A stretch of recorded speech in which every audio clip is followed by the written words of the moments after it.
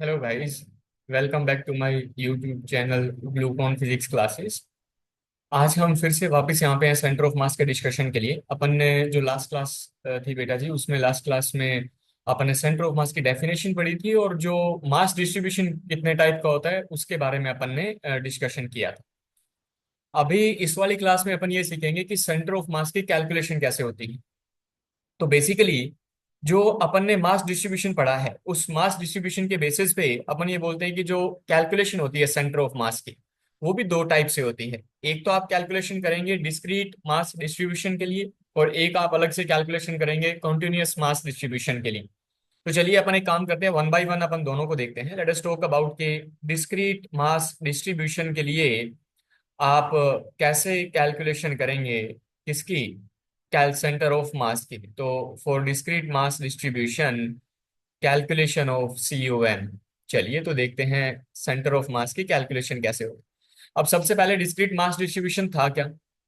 अपन ने ये कहा था कि बहुत सारे अगर जो मासेस हैं, पॉइंट मासेस हैं या मासेस हैं, अगर let us suppose and they are kept at a certain distance apart from each other, तो इन दैट केस अपन ये बोलते हैं कि वो जो मास डिस्ट्रीब्यूशन होता है वो डिस्क्रीट मास डिस्ट्रीब्यूशन होता है। अपन एक काम करते हैं, let us suppose there are n different masses, n अलग अलग मासेस है अपने पास, ठीक है जी। तो उन n अलग अलग मासेस जो हैं, ठीक है, उनको अपन ने रैंडम रख रखा है कहीं पे, ठीक है। तो लेट अस सपोज कि अपन ने मासेस का नाम ले लिया। मान लो भैया तुम M1 हो, तुम्हारा नाम M2 है, तुम्हारा नाम M3 है, तुम्हारा नाम M4 है, and so on. Late us suppose कि ये जो nth मास है इसको मैंने रखा है यहाँ। अब जब आप सेंटर ऑफ मास की कैलकुलेशन करते हैं तो उस केस में ये जो डिस्क्रीट मास होंगे, इन सब डिस्क्रीट मास के आपको क्या चाहिए होंगे, either you need the coordinates of them, और अगर आपको कोऑर्डिनेट्स इनके पता हो तो आप इनके पोजीशन वेक्टर भी लिख सकते हैं। तो एक काम करते हैं, मान लेते हैं कि ये जितने भी अपन ने जो पॉइंट मास लिए हैं इन सब के जो कोऑर्डिनेट्स हैं वो अपने को लेट अस सपोज दिए गए हैं, वो अपने को पता है। तो ये वाला एक्सेस जो है मैंने वाई एक्सेस ले लिया, मैं यहाँ पे जेड एक्सेस प्लॉट नहीं कर सकता, ठीक है, थ्री डायमेंशन में। तो मैं एज ऑफ नाउ एक्स और वाई ले रहा हूँ। आप ये मान के चलिए कि ये स्पेस में कहीं भी हो सकते हैं जो अपन ने पॉइंट मासेस कंसिडर कर रखे हैं। अब अपन ने क्या किया बेटा जी, अगर जब भी अपन पोजीशन वेक्टर की बात करते हैं तो लेट अस सपोज ओरिजिन से लेकर के अपन ने M1 को मिला दिया कुछ इस तरह से, ठीक है जी। तो मान लेते हैं कि M1 के पोजीशन वेक्टर को अपन ने नाम दे दिया बेटा जी R1 वेक्टर, और मैंने ये बोला कि M1 के जो कोऑर्डिनेट हैं let us suppose they are x1 y1 z1। ये 2D दिख रहा है लेकिन हो सकता है कि ये थ्री डायमेंशनल हो। सिमिलरली अपन क्या करेंगे, अगर हम M2 के कोऑर्डिनेट लिखें तो लेट अस सपोज M2 के coordinates are x2 y2 will write that is क्या है, z2। सिमिलरली अगर अपन बात करते हैं M3 के कोऑर्डिनेट्स की, तो शायद आप समझ गए होंगे कि M3 के जो कोऑर्डिनेट्स होंगे, ठीक है, M3 के कोऑर्डिनेट्स भी M2 का पोजीशन वेक्टर आप पहले बनाना चाहो तो बना लो। तो M2 का पोजीशन वेक्टर बनाने के लिए उसको ओरिजिन से ज्वाइन कर दिया अपन ने, ठीक है। M3 लेटर सपोज यहाँ पे है, इसके कोऑर्डिनेट है x3 y3 z3, और ये अपन ने ये कहा कि जो M3 पॉइंट मास है ठीक है जी, उसके लिए अपन ने पोजीशन वेक्टर को नाम दे दिया कि ये कौन है, R3, एंड सो ऑन। और ये प्रोसेस क्या होगा, चलता रहेगा। तो जो लास्ट nth वाला है, ठीक है जी, तो MNth जो है, ठीक है, इसका भी पोजीशन वेक्टर लिख देते हैं। जैसे M1 वाले को R1 लिखा है, M2 वाले को R2 लिखा है, M3 वाले को R3 लिखा है, तो वही वैसे ही जो nth वाला है इसको अपन ने लिख दिया RN हो गया हमारे लिए। और ये जो इसके कोऑर्डिनेट्स हैं let us suppose that is XN YN ZN, कुछ इस तरह से। तो अगर मैं आपसे ये कहूं पोजीशन वेक्टर बताइए, ठीक है, तो late us write down the position vector. तो पोजीशन वेक्टर ऑफ M1, जिसको अपन ने क्या नाम दिया है बताइए। तो पोजीशन वेक्टर ऑफ M1 को अपन ने नाम दे रखा है बेटा जी कि यू आर दी R1। तो R1 vector is equals to, आप जानते हैं पोजीशन वेक्टर मतलब फाइनल पोजीशन माइनस क्या लिखते हैं अपन, इनिशियल पोजीशन। तो फाइनल है x1 y1 z1, इनिशियल 0 0 0 है, तो ये हो गया x1 i cap plus y1 j cap plus क्या लिखेंगे z1 k कैप। सिमिलरली अगर वो कहे पोजीशन वेक्टर बताइए कि M2 के लिए क्या आएगा, that is late us suppose R2 vector, तो वो आपको पता है x2 i cap plus y2 j cap plus z2 क्या हो जाएगा बेटा जी, k कैप। सिमिलरली अगर M3 के लिए पोजीशन वेक्टर आप लिखना चाहें दैट इज R3 वेक्टर, तो उसको अपन ने लिख दिया x3 i cap plus y3 j cap plus क्या लिखेंगे z3 k cap, and so on. तो मैंने क्या किया, जो nth मास है, सबसे लास्ट वाला जो मास है, उसका पोजीशन वेक्टर लिख लिया r n vector, that is equals to मेरे पास बन गया x n i cap plus y n j cap plus will write ये क्या आ जाएगा जेड एन के कैप। तो अब जितने भी एन डिफरेंट पॉइंट मासेस है उन सबके अपने को क्या पता है, पोजीशन वेक्टर पता है। अब डिस्क्रीट मास डिस्ट्रीब्यूशन के लिए अगर हम निकालना चाहें कि सेंटर ऑफ मास, देखिए सेंटर ऑफ मास का एक कॉमन फॉर्मूला होता है सिंपल सा, चाहे वो डिस्क्रीट हो चाहे वो कॉन्टिन्यूअस हो। लेकिन डिस्क्रीट के केस में ये थोड़ा सा कंपेरेटिवली क्या होता है, इजी हो जाता है हमारे लिए। तो हम डिस्क्रीट वाले के लिए क्या यूज करेंगे, देखिए आपको कुछ नहीं करना, सिंपल सा आपको इस बात का ध्यान रखना है कि अगर आप क्या करते हैं, लेट अस सपोज कि आपको ये जो एन अलग अलग मासेस दे रखे हैं इनके सीयूएम की कैलकुलेशन करनी है, तो आपको मास को मल्टीप्लाई करना है उसके पोजीशन वेक्टर से। आई रिपीट, मास को किससे मल्टीप्लाई करना है, उसके पोजीशन वेक्टर से। तो जो भी मास हो उनको उनके पोजीशन वेक्टर से मल्टीप्लाई करते जाइए और उनको आपस में क्या करते जाइए, ऐड करते जाइए। व्हाट आई मीन इज कि अगर मैं आपसे ये कहूं कि मेरे को पोजीशन वेक्टर बताइए क्या आएगा सीयूएम का, तो चलिए पोजीशन वेक्टर ऑफ सीयूएम कैसे निकालें, तो चलिए let us write down the position vector of CUM. हालांकि इसका एक प्रॉपर मेथड होता है, ठीक है, डेरिवेशन है, तरीका है भाई, हर चीज के पीछे की कहानी होती है। तो आर सीयूएम, सीयूएम का मतलब होता है सेंटर ऑफ मास लिखा है, आर वेक्टर का मतलब पोजीशन वेक्टर ऑफ सीयूएम है। तो पोजीशन वेक्टर ऑफ सीयूएम जो है वो क्या आएगा, that we will rout, sorry that we will write, उसने कहा मास, मास को मल्टीप्लाई करेंगे किससे, पोजीशन वेक्टर से। तो m1 r1 वेक्टर प्लस क्या करो m2 r2 वेक्टर प्लस क्या करो m3 r3 vector and so on. और ये प्रोसेस क्या होगा बेटा जी, चलते जाएगा। ठीक है, कब तक जाएंगे, nth मास तक। तो ये आ गया mn और क्या लिख दिया इसे, rn वेक्टर। अब इसको डिवाइड कर दीजिए बेटा जी टोटल सिस्टम का जो मास है उससे। तो डिवाइड कर दिया इसको total mass of the system, that is m1 plus m2 plus m3 and so on, कितना हो गया हमारे पास m। तो ये हमारे पास क्या आ गया, ये हमारे पास फॉर्मूला आ गया।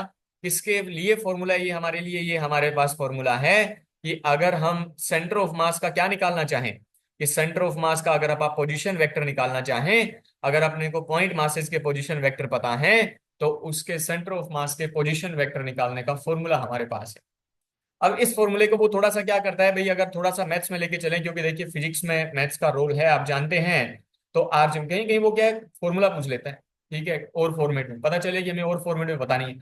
तो देखो यहाँ जो सम हुआ है, देखिए जब डिस्क्रीट वर्ड का यूज होता है तो आप हमेशा ऐड कर सकते हैं। जैसे मैं आपको ये बोलूँ 2+3 करके दिखाओ, तो आप सिंपली क्या कर दोगे, 5 कर सकते हो, है ना। तो ऐसे डिस्क्रीट है, मतलब 2 के बाद डायरेक्टली 3 थोड़ी आता है, 2 के बाद क्या आता है 2.1 नहीं, क्या आता है 2.01 नहीं, तो क्या आता है 2.001 नहीं, तो क्या आता है 2.0001 नहीं, तो क्या आता है 2.00001 नहीं। तो आप ये सोचिए, कॉन्टिन्यूस का मतलब होता है उस नंबर के जस्ट इमीडिएट बाद वाला नंबर, तो हम फाइंड नहीं कर पाएंगे क्योंकि इनफाइनाइट 2.0000000 ऐसे चलता जाएगा वो, है ना। तो लेकिन अगर मैं आपको कहूं 2 और 3 को ऐड करके दिखाई, तो 2+3 सिंपली आप कितना लिख देते हो, 5 लिख देते हो। तो ऐसे को कहा जाता है कि ये क्या है, ये होता है बेटा जी डिस्क्रीट। कौन सा, डिस्क्रीट। तो चलिए देखते हैं क्या सिस्टम है। तो हम ये लिखेंगे, डिस्क्रीट डेटा को जब भी ऐड करना हो तो आप समेशन का सिंबल यूज करते हैं, समेशन का सिंबल है हैंडराइटिंग पे नहीं जाइएगा, एम और आर को मल्टीप्लाई किया तो m × r। यहाँ मैंने क्या किया, यहाँ मैंने आई लिख दिया, mi और ri। ठीक है, इसका मतलब क्या होगा, मैं यहाँ ये लिखूंगा i इज इक्वल्स टू 1 से लेके n तक डिवाइड बाई, मैं इसको ओपन करके दिखाता हूँ आपको कि इसका सेंस क्या है, कैसे बनेगा ये। ठीक है, और इसको डिवाइड करना है किससे, टोटल मास है ना, तो जितने भी मास है उन सबका सम है। तो i और i की वैल्यू 1 से लेके कहाँ तक, n तक। अब ऊपर वाले का क्या मतलब, अब ऊपर वाले में ये जो लिखा है समेशन ऑफ, अपन ने लिखा है समेशन का मतलब, देखो सबसे पहले i की वैल्यू 1 रखनी है, तो ये क्या बन जाएगा m1 r1 वेक्टर, सॉरी, ठीक है, प्लस क्या बन जाएगा, फिर प्लस लगाना है, आई की वैल्यू 1 रख दी फिर प्लस लगाया, फिर आई की जगह 2 रखना है, तो क्या बन गया m2 r2 वेक्टर बन गया, फिर प्लस लगाया, फिर आई की जगह 3 रखा, तो ये ऊपर वाला फॉर्मूला जो है उसी का फॉर्मूला, नीचे वाले में भी यही करना है अपने को। तो ये क्या चलेगा, ये सेम फॉर्मेट में चलेगा, तो अल्टीमेटली वो ऊपर वाले फॉर्मूले को इस वाले फॉर्मेट में भी लिख सकता है, तो उससे हमें कोई परेशानी नहीं है, ठीक है, कोई नहीं, कोई भी फॉर्मेट में लिखे उससे हमें क्या दिक्कत है। अब आपको क्या पता है, सेंटर ऑफ मास का पोजीशन वेक्टर पता है। तो अगर पोजीशन वेक्टर पता है मतलब उसके जो सेंटर ऑफ मास के कोऑर्डिनेट्स है वो भी पता है। व्हाट इफ कि वो सेंटर ऑफ मास का सिर्फ एक्स कोऑर्डिनेट पूछे, तो मैं उसका पूरा पोजीशन वेक्टर क्यों निकाल के दिखाऊं। तो यानी कि कोऑर्डिनेट्स आप कैसे निकालेंगे, तो चलिए कोऑर्डिनेट्स निकालना सीखते हैं कि कोऑर्डिनेट्स ऑफ सीयूएम कैसे आएंगे, डिस्क्रीट वाले में ही बात कर रहे हैं, कोऑर्डिनेट ऑफ सीयूएम। चलिए देखते हैं कोऑर्डिनेट ऑफ सीयूएम जो है वो क्या होगा। तो अगर अपन coordinate of centre of mass की बात करते हैं, तो अगर वो बोले आप एक्स कोऑर्डिनेट निकाल के दिखाइए सेंटर ऑफ मास का, तो देखो ये जो ऊपर अपन ने फॉर्मूला लिखा है ना पोजीशन वेक्टर का, उसी से डेराइव होता है, लेकिन आपके लिए थोड़ा सिंपल करते हैं। देखो M1 R1 वेक्टर है, आप क्या करोगे, R1 वेक्टर में क्या रिप्लेस करोगे बेटा जी, R1 वेक्टर की जगह लिखोगे जो ऊपर आपने पोजीशन वेक्टर निकाल रखा है, X1 I कैप प्लस क्या है Y1 J कैप प्लस क्या है Z1 K कैप, तो वो रखोगे। फिर R2 की जगह रखोगे X2 I कैप। तो देखो थोड़ी देर के लिए मान लो दो ही मास है, तो क्या होगा M1 X1 I cap plus M1 Y1 J cap plus M1 Z1 K cap. ये जब M1 को R1 से मल्टीप्लाई किया तो आएगा। ठीक है, अगर आपको लगे कि नहीं भैया समझ नहीं आ रहा है तो रोक के थोड़ा आराम से समझ लेना, खुद लिख के देख लेना तो पता चल जाएगा। प्लस M2 R2 वेक्टर, तो M2 इंटू R2 वेक्टर में क्या हो जाएगा, M2 X2 I cap plus M2 Y2 J cap plus M2 Z2 क्या हो गया K कैप। अब देखो M1 X1 I cap plus क्या है M2 X2 I cap, I cap अगर कॉमन लूं तो क्या बचेगा M1 X1 प्लस क्या बचेगा M2 X2। ठीक है, तो अपन वही करते हैं, जब आपको एक्स कोऑर्डिनेट निकालना हो तो आप सिर्फ इतना कीजिए कि मास को उसके एक्स कोऑर्डिनेट से मल्टीप्लाई कीजिए, उन सबको आप क्या करते जाइए, ऐड करते जाइए बेटा जी। और फिर क्या करेंगे अपन, जैसे एज यूजुअल अपन ने किया है ऊपर वाले में, मास को एक्स कोऑर्डिनेट से मल्टीप्लाई किया, ऐड करते जाएंगे अपन जितने भी हैं हमारे पास, इन एन मासेस हैं, तो अपन ने इन सबको क्या कर लिया, ऐड कर लिया, तो ये हो गया MnXn। डिवाइड बाई अपन ने क्या करना है बताइए, डिवाइड बाई अपन ने करना है सर जी टोटल मास। तो टोटल मास पहले किया था बेटा जी, और टोटल मास अभी भी करना है, तो एन अलग अलग मासेस थे तो एन अलग अलग मासेस को क्या कर दिया अपन ने, ये समझ में आई बात। सिमिलरली अगर वो कहे कि y coordinate of centre of mass निकाल के दिखाओ, ठीक है, तो सिंपल सा फॉर्मूला देखो, मैं तो ये बोल रहा हूँ सीधा याद रखो। ठीक है, कि y coordinate of centre of mass कैसे निकालूंगा, कि सर सीधी बात है, मास को वाई कोऑर्डिनेट से मल्टीप्लाई करो, उन सबको ऐड करते जाओ, डिवाइड बाई क्या करना है, टोटल मास करना है। तो अपन ने क्या लिखा, ये हो गया बेटा जी M1 Y1 प्लस अपन ने लिख दिया M2 Y2 प्लस क्या हो गया M3 Y3, और कहां तक जाएंगे MnY1, तो MnY1 डिवाइड बाई क्या करेंगे, डिवाइड बाई हो जाएगा टोटल मास, तो डिवाइड बाई हो गया total mass, that is M1 plus M2 plus M3 plus up to सुन सुन कहां तक जाएंगे, दैट इज Mn तक जाएंगे।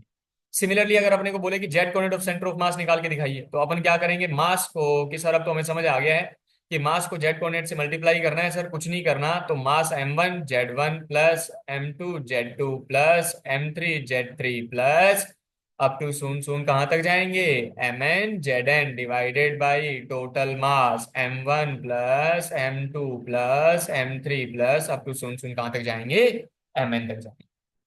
ये वाली कहानी।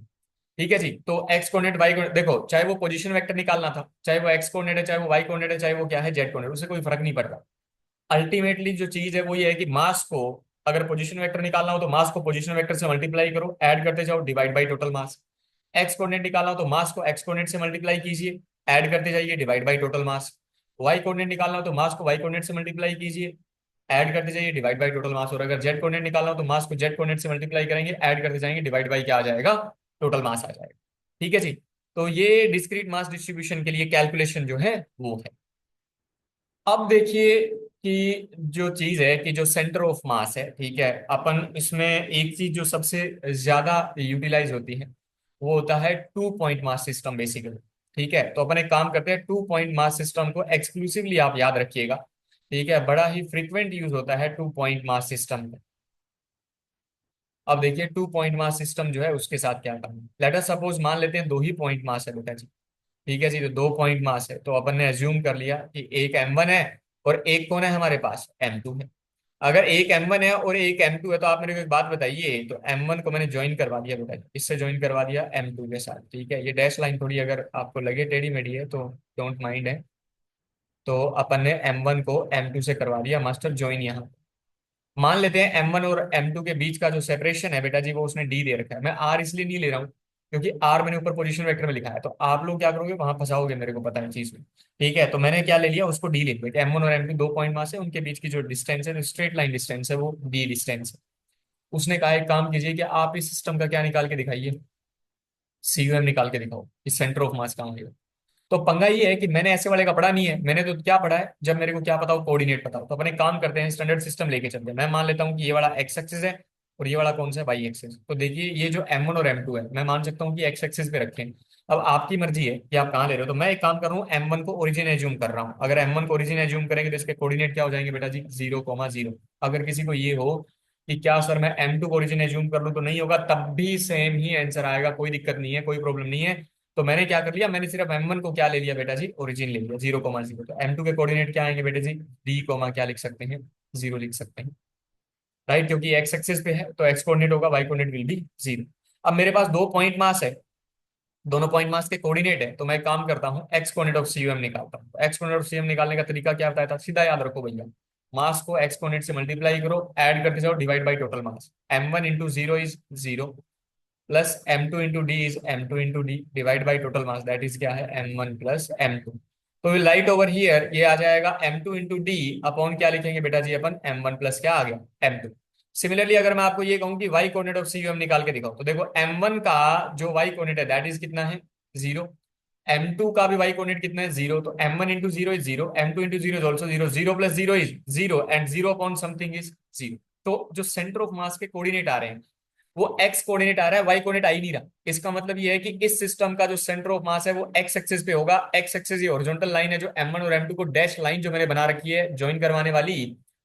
अब मेरे को ये देखना है कि m1 के लेफ्ट में है, m1 और m2 के बीच में है, या m2 के राइट साइड में है, भी है कहाँ ये भी तो पता चले। तो देखिए कैसे पता करेंगे, आप एक बात बताइए मेरे को सिंपल सी, यहाँ m2 बड़ा होगा या m1 प्लस m2, कि सर m1 प्लस m2 बड़ा होगा, डेफिनेट सी बात है, क्योंकि m2 में कुछ ऐड ऐड करूंगा तो m2 से तो बड़ा ही आएगा।